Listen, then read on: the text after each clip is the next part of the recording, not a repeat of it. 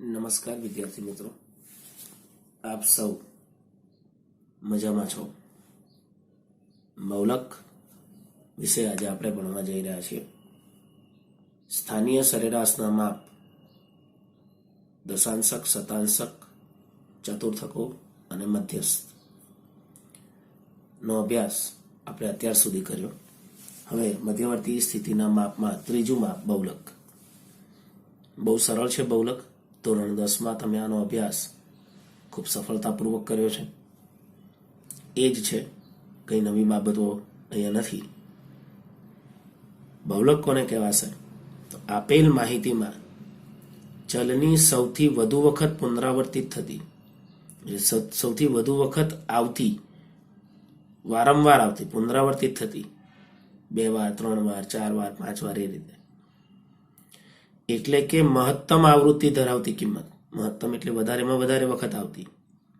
મહત્તમ આવૃત્તિ ધરાવતી કિંમતને બહુલક કહેવામાં આવે છે.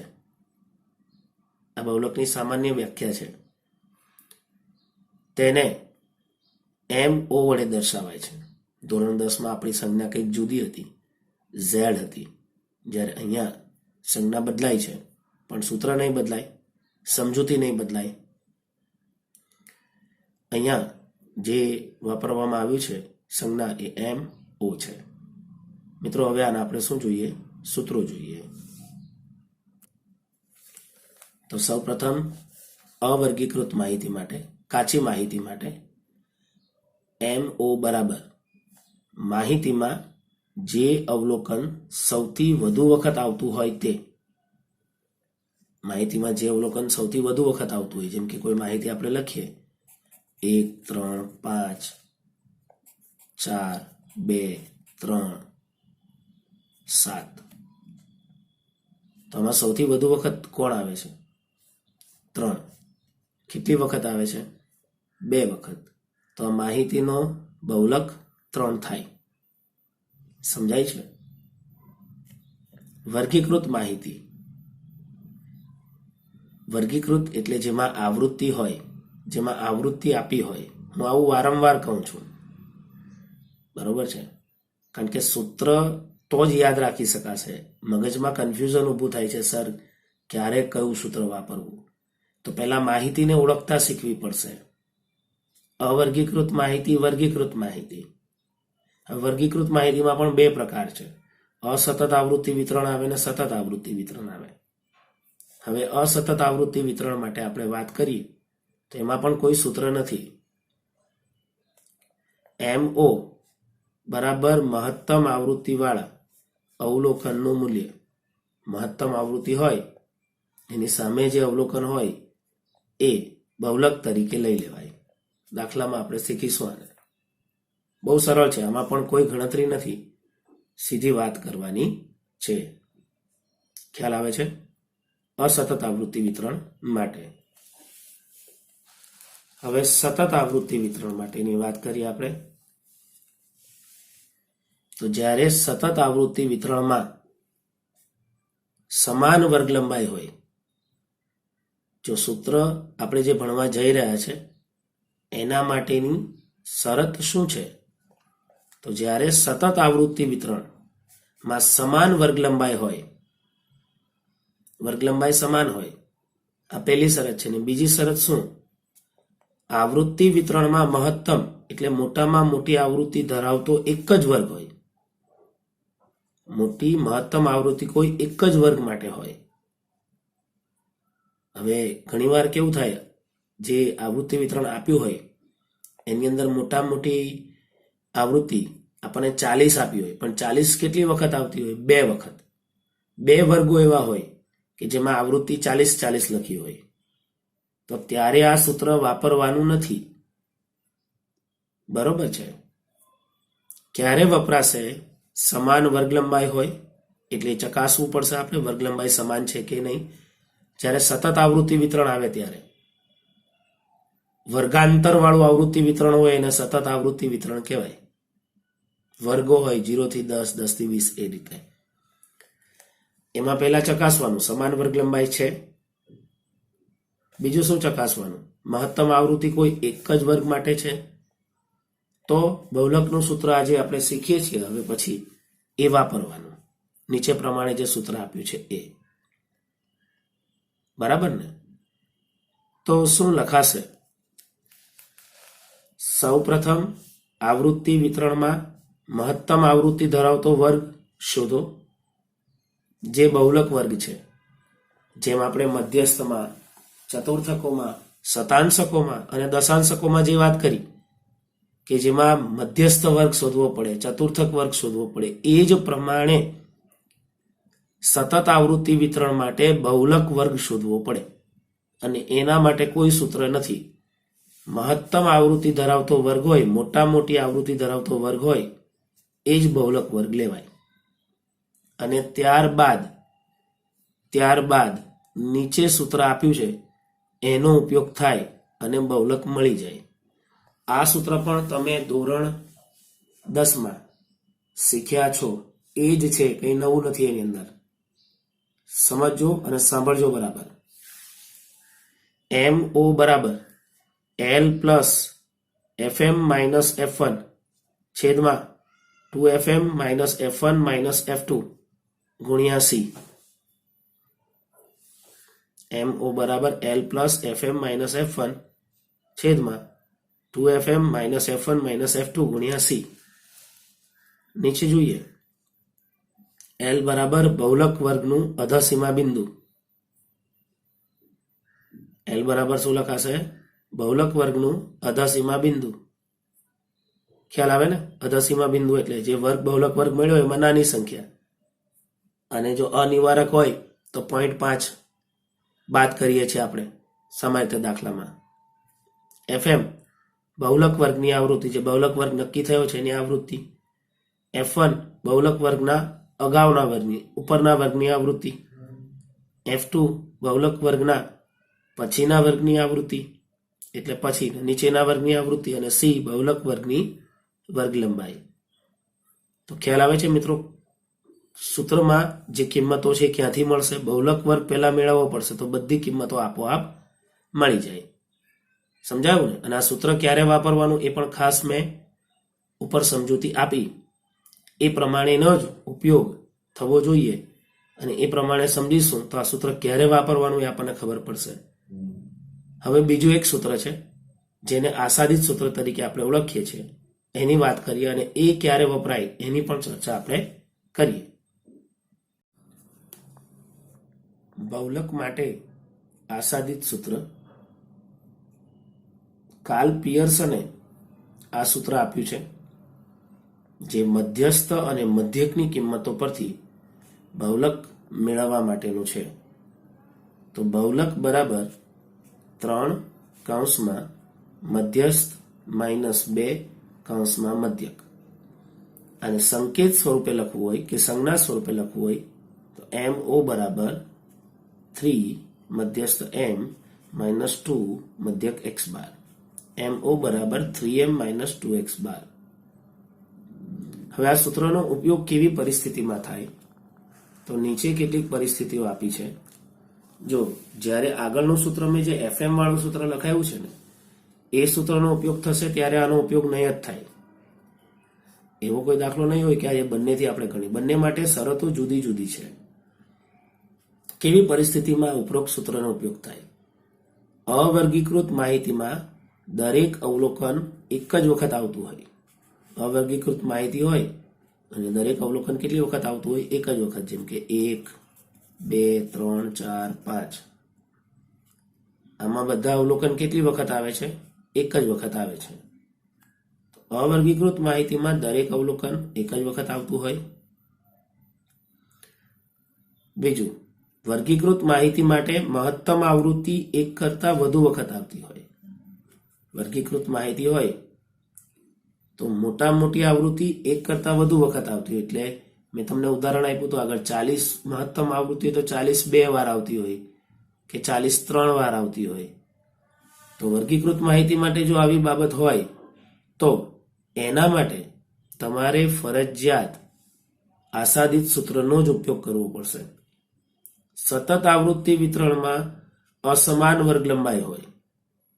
વર્ગ લંબાઈ કેવી હોય? અસમાન. જો સમાન હોય તો આગળ જે આપણે સૂત્ર ઉપયોગમાં લીધું એ જ આવશે, ડાયરેક્ટ બહુલક મળશે. એમાં મધ્યસ્થ અને મધ્યક નહીં શોધવો પડે. પણ જો અસમાન વર્ગ લંબાઈ વાળું આવૃત્તિ વિતરણ હશે તો આસાદિત સૂત્રનો ઉપયોગ આપણે કરવો પડશે. પછી ચલ માટે મિશ્ર આવૃત્તિ વિતરણ હોય કે જે આંશિક અસતત અને બાકીનું વિતરણ સતત હોય. હવે આવું આવૃત્તિ વિતરણ કેવું હોય સર, તો એ સમજીએ. તો 1, 5, 7, 10, 11 થી 15, 16 થી 20, 21 થી 25. તો જો અહીંયા પહેલા છે ને અસતત આવૃત્તિ વિતરણ છે અને પછી પાછું કેવું થઈ ગયું, સતત. તો આ મિશ્ર આવૃત્તિ વિતરણ કહેવાશે. તો આવી પરિસ્થિતિ હોય ત્યારે પણ તમારે કયું સૂત્ર વાપરવાનું રહેશે, આસાદિત સૂત્ર. અને છેલ્લી પરિસ્થિતિ, આવૃત્તિ વિતરણના વક્ર એટલે એનો આલેખ નો ડાબી અથવા જમણી તરફનો છેડો ખૂબ જ ખેંચાયેલો હોય. ડાબી અથવા જમણી તરફનો એટલે જો આલેખ આ રીતે હોય વક્રમાં, આ જમણી તરફનો છેડો ખેંચાયેલો છે, આ ડાબી તરફનો છેડો ખેંચાયેલો છે. આવો આલેખ હોય ત્યારે આસાદિત સૂત્રનો ઉપયોગ થાય. પણ આ ચર્ચા આપણામાં આવશે નહીં, કારણ કે આ વખતના અભ્યાસક્રમમાં આની ચર્ચા નથી કરવાની. માત્ર પરિસ્થિતિ આ 4 છે તમારે યાદ રાખવાની છે, જેના આધારે આસાદિત સૂત્રનો ઉપયોગ કરી અને આપણે દાખલો ખૂબ જ સરળતાથી ગણી શકીએ. પણ મિત્રો એક વાત યાદ રાખજો, જ્યારે આસાદિત સૂત્રનો ઉપયોગ કરવો હોય ત્યારે મધ્યસ્થ અને મધ્યક ફરજિયાત શોધવો પડશે. સમજાયું? આસાદિત સૂત્ર ક્યારે વપરાશે, બરાબર છે? અને બરાબર યાદ રાખવું. હવે આપણે સ્વાધ્યાય 3.5 ના દાખલાઓ જોવાના છે.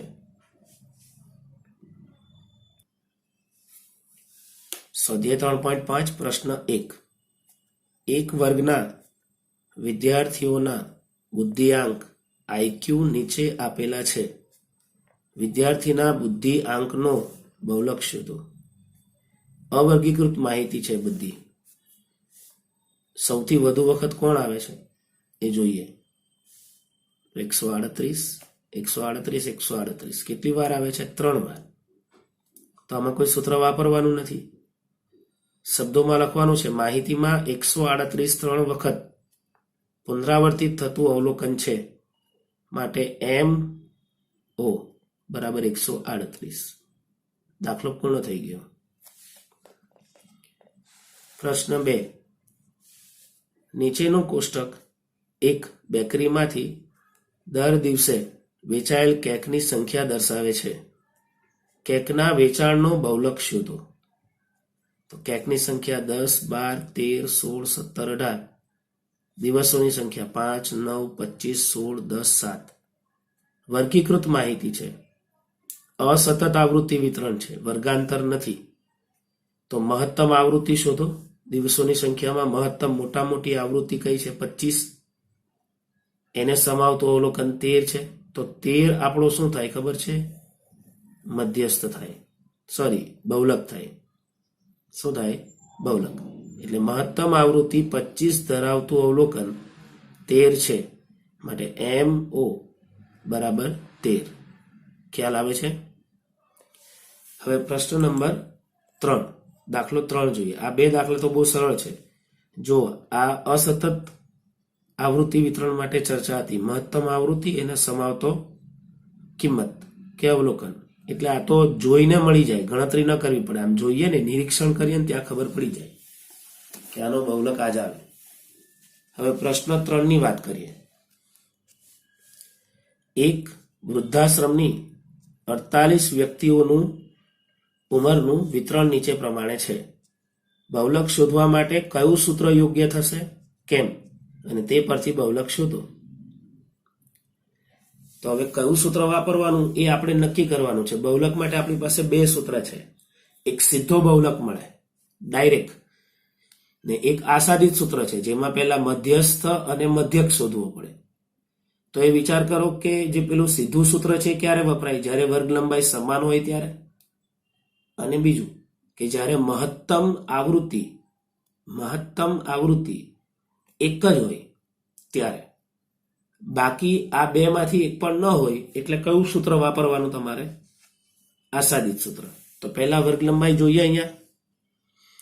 તો 50 થી 60, 60 થી 65, તો 50 માંથી 60 માંથી 50 બાદ કરું તો 10, 65 માંથી 60 બાદ કરું તો 5, 70 માંથી 65 બાદ કરું તો 5. તો અહીંયા વર્ગ લંબાઈ 10 ની આવે છે ને અહીંયા 5 ની આવે છે. અસમાન વર્ગ લંબાઈ છે. અસમાન વર્ગ લંબાઈ હોય તો નક્કી થઈ ગયું કે કયું સૂત્ર વપરાશે? આસાદિત સૂત્ર વપરાશે. એટલે મધ્યસ્થ પણ શોધવો પડશે અને મધ્યક પણ શોધવો પડશે. તો હવે અસમાન વર્ગ લંબાઈ છે તો મધ્યક શોધવા માટે તમારે FI વાળું સૂત્ર વાપરવું સરળ રહેશે આની અંદર. અને મધ્યસ્થ શોધવા માટે CF નું ખાનું બનાવવું પડશે. એટલે બીજા 3 ખાના બને કે બીજી 3 કોલમ બને. x એટલે મધ્ય કિંમત. આગળ આપણે શીખી ચૂક્યા છે આ ચેપ્ટરમાં. f into x, fx નો ગુણાકાર ને છેલ્લી કોલમ રહેશે CF ની. x કઈ રીતે મેળવવાનું? 50 વત્તા 60 ભાગ્યા 2 એટલે 55 આવશે. 60 વત્તા 65 ભાગ્યા 2 62.5, 65 વત્તા 70 ભાગ્યા 2 67.5, 70 વત્તા 85 ભાગ્યા 2 77.5, 85 વત્તા 100 185 ભાગ્યા 2 તો 92.5. fx નો ગુણાકાર અહીંયા લખાશે 55 ગુણ્યા 6 330, 62.5 ગુણ્યા 10 625, 67.5 ગુણ્યા 19 1282.5, 77.5 ગુણ્યા 9 697.5 અને 92.5 ગુણ્યા 4 370. CF એટલે સંચય આવૃત્તિ 6 બેઠી 6 વત્તા 10 16, 16 વત્તા 19 35, 35 વત્તા 9 44, 44 વત્તા 4 48. F ટોટલ કરવાનું n બરાબર 48 આવશે અને fx નું ટોટલ કરો તો સિગ્મા fx 3305. આટલું કોષ્ટકમાં કરવાનું રહેશે. ખ્યાલ આવે છે? હવે આપણને પ્રશ્ન એવો કર્યો હતો કે ભાઈ કયું સૂત્ર વાપરવું પડે. તો પહેલા એનો શબ્દોમાં આપણે જવાબ લખીશું કે ભાઈ કયું સૂત્ર કયા કારણથી વાપરવું પડશે. પછી મધ્યક મેળવીશું, મધ્યસ્થ મેળવીશું અને પછી બહુલક મેળવી દઈશું. ધ્યાન આપો શું લખાશે. તો આપેલ આવૃત્તિ વિતરણ અસમાન વર્ગ લંબાઈ વાળું હોવાથી આસાદિત સૂત્ર MO બરાબર 3m - 2x બાર નું સૂત્ર યોગ્ય રહેશે. કારણ આપણે આપ્યું વર્ગ લંબાઈ અસમાન છે. ચાલો પહેલા મધ્યક મેળવીએ. મધ્યકનું સૂત્ર x બાર બરાબર સિગ્મા FI/xi. fx લખશો તો પણ ચાલશે. સિગ્મા FI/xi ના છેદમાં n. કોષ્ટકમાં આપણે જોઈએ તો સિગ્મા FI/xi 3305 અને n કેટલા છે? 48. અહીંયા કિંમત લખી દઈએ 3305 છેદમાં 48. કેલ્ક્યુલેટરથી ભાગાકાર કરતા 68.85 વર્ષ આવશે. હવે મધ્યસ્થ મેળવવાનો રહેશે. તો મધ્યસ્થ વર્ગ પહેલા મેળવવો પડે ને તમારે. n ના છેદમાં 2 માં અવલોકનને સમાવતો વર્ગ. n 48 ના છેદમાં 2 માં અવલોકનને સમાવતો વર્ગ.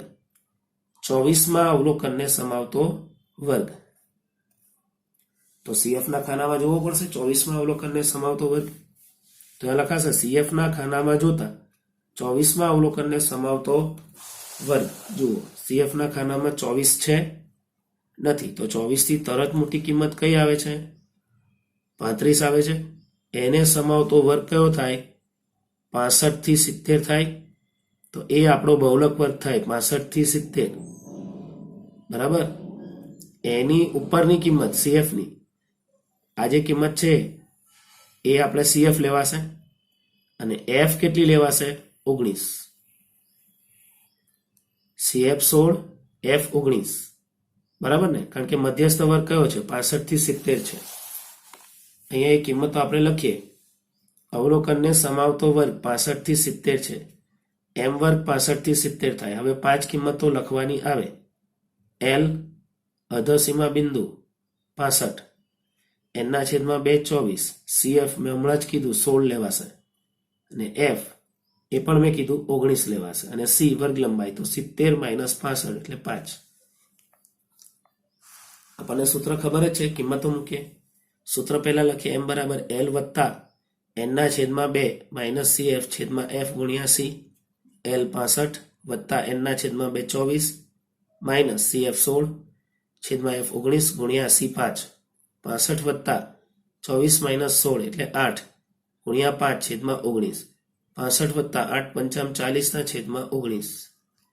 65 વત્તા ભાગાકાર કરતા 2.11 આવશે. અને m બરાબર 65 વત્તા 2.11 65 ને 2 67.11 વર્ષ m નું મૂલ્ય થાય. કોનું મૂલ્ય થાય? m નું મૂલ્ય. તો x બાર અને m તમને મળી ગયા. હવે તમારે શું મેળવવાનો રહ્યો? બહુલક. બહુલક માટે આસાદિત સૂત્ર mo બરાબર 3m - 2x બાર. 3 m ના સ્થાને કેટલા લખાશે? 67.11 - 2 x બાર.